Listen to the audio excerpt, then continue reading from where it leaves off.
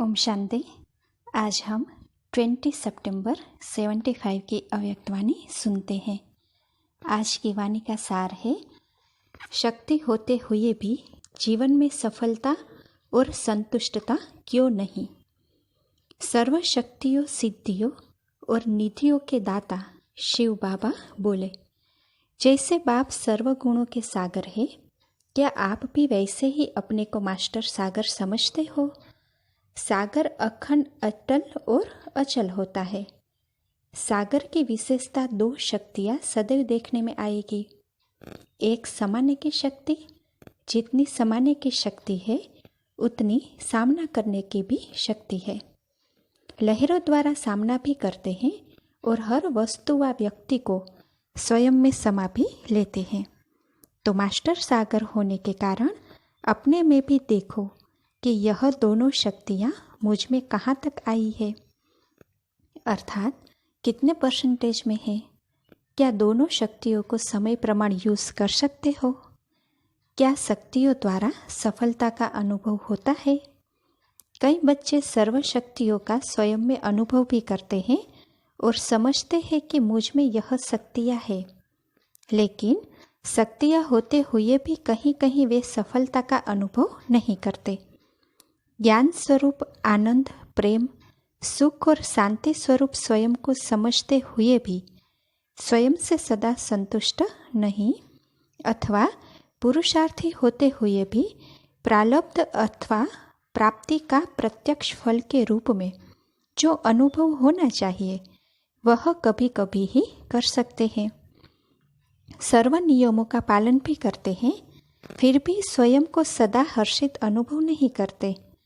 मेहनत बहुत करते हैं, लेकिन फल का अनुभव कम करते हैं। माया को दासी भी बनाते हैं, लेकिन फिर भी कभी कभी उदासी महसूस करते हैं। इसका कारण क्या है? शक्तियाँ भी है, साथ साथ ज्ञान भी है, नियमों का पालन भी करते हैं, तब कमी किस बात में है कि स्वयं से ही कंफ्यूज रहते हैं। इसमें कमी यह है कि प्राप्त की हुई शक्ति को व ज्ञान के पॉइंट्स को जिस समय जिस रीति से कार्य में लगाना चाहिए उस समय उस रीति से यूज करना नहीं आता है। बाप से प्रीत है, ज्ञान से भी प्रीत है, दिव्य गुण संपन्न जीवन से भी प्रीत है, लेकिन प्रीति के साथ साथ रीति नहीं आती है व रीति के साथ प्रीति नहीं आती। इसीलिए अमूल्य वस्तु भी साधारण प्राप्ति का आधार बन जाती है। जैसे स्थूल में भी कितना बड़ा यंत्र व मूल्यवान वस्तु पास होते हुए भी यूज करने की रीति नहीं आती, तो उस द्वारा जो प्राप्ति होनी चाहिए वह नहीं कर पाते हैं। ऐसे ही ज्ञानवान बच्चे भी ज्ञान और शक्तियों द्वारा जो प्राप्ति होनी चाहिए वह नहीं कर पाते हैं। ऐसी आत्माओं के ऊपर बाप दादा को भी रहम आता है। अब वह रीति जो न आने के कारण प्राप्ति का अनुभव नहीं कर पाते, वह रीति कैसे आए?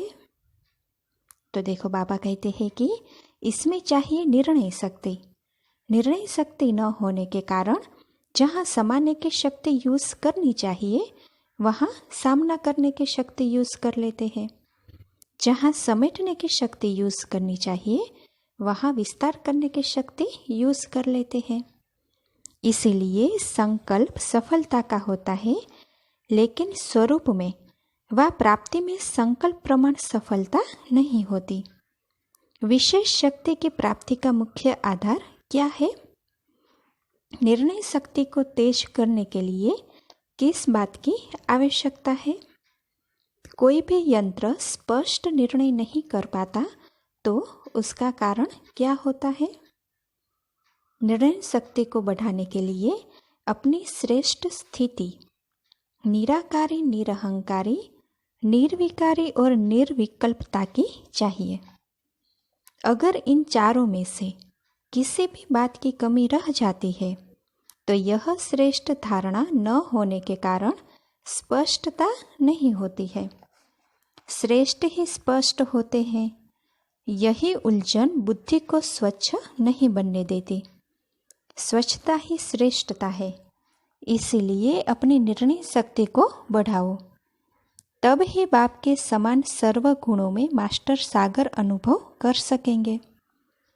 जैसे सागर अनेक वस्तुओं से संपन्न होता है, वैसे स्वयं को भी सर्व शक्तियों से संपन्न स्वरूप का अनुभव करो, क्योंकि संपन्नता का वरदान संगम युग पर ही मिलता है। संपन्न स्वरूप का अनुभव सिवाय संगम युग के और कहीं भी नहीं कर सकेंगे। आपके ही देवी जीवन के सर्वगुण संपन्न होने का गायन है। 16 कलाओं का भी गायन है, लेकिन संपन्न का स्वरूप क्या होता है?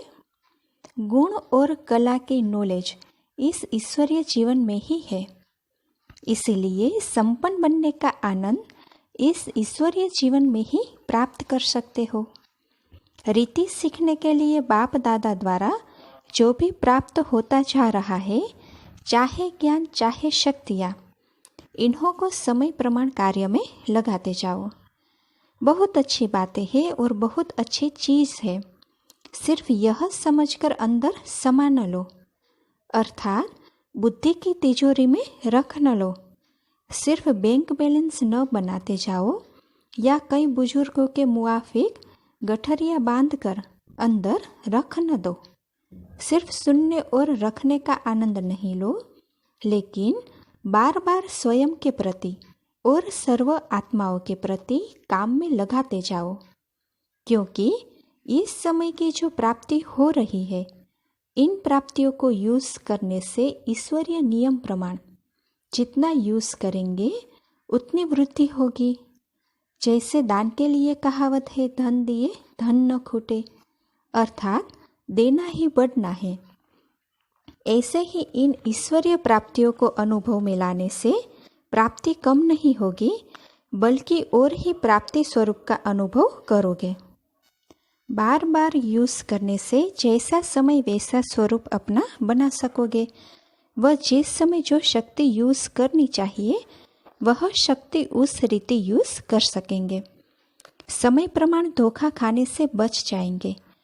धोखा खाने से बचना अर्थात दुख से बचना, तो क्या बन जाएंगे?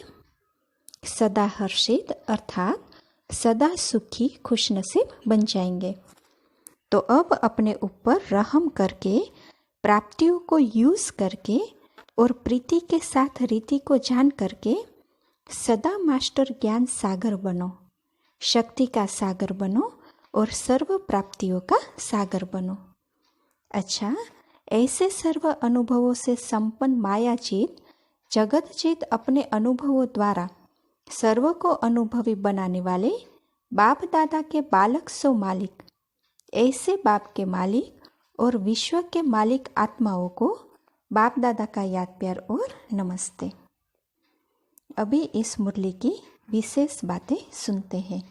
पहले पॉइंट है, ज्ञान सागर बाप द्वारा प्राप्त की हुई शक्तियों व ज्ञान के तथ्यों को जिस समय जिस रीति से कार्य में लगाना चाहिए, उस समय उस रीति से उपयोग न कर सकने के कारण स्वयं में उलझे हुए रहते हैं और सफलता व सिद्धि की अनुभूति अपने जीवन में नहीं कर पाते हैं।